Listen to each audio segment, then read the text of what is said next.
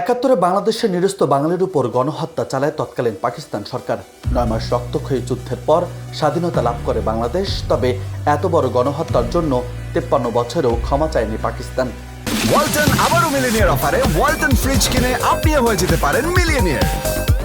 Millionaire ছড়াছড়ি দেশ জুড়ে, এটা শুধু ওয়ালটেনই পারে।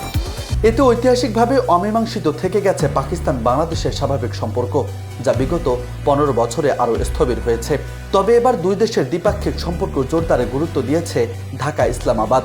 এতে স্বাধীনতা 53 বছর পর এবার গণহত্যার জন্য ক্ষমা চাইতে পারে পাকিস্তান। এর কারণ হিসেবে দীর্ঘ 1.5 বছর পর পাকিস্তানের কোনো পররাষ্ট্র সচিবের বাংলাদেশ সফর। 2010 সালে ইসলামাবাদে সবশেষ বৈঠকের পর 2025-এ দ্বিপাক্ষিক বৈঠকের পর্দা উঠল ঢাকায়। বৃহস্পতিবার সকাল 10:30টায় ফরেন অফিস কনসালটেন্সিতে অংশ নিতে পদ্মায় আসেন পাকিস্তানের সচিব আমনা বালুচ। সেখানে শুরু হয় দুই দেশের পররাষ্ট্র সচিব পর্যায়ের প্রতিনিধি দলের বৈঠক। পরে দুই সচিবের একান্ত বৈঠক হয়।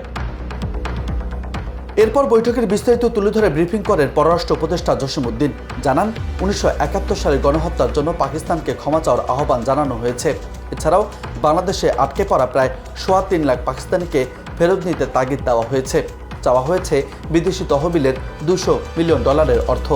আটকে পড়া পাকিস্তানিদের প্রত্যাবাসন, অবিভাজিত সম্পত্তি বাংলাদেশের ন্যায্য হিস্সা প্রদান, 1970 সালের ঘূর্ণিঝড়ে ক্ষতিগ্রস্তদের জন্য প্রেরিত বিদেশি সাহায্যের অর্থ হস্তান্তর এবং 1971 সালে পাকিস্তানের তৎকালীন সশস্ত্র বাহিনীর কর্তৃক সংঘটিত গণহত্যার জন্য আনুষ্ঠানিক ক্ষমা চাওয়া।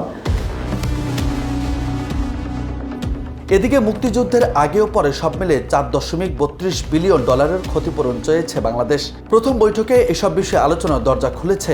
আগামী আলোচনায় এসবের ব্যাপক জোর দিতে চায় বাংলাদেশ।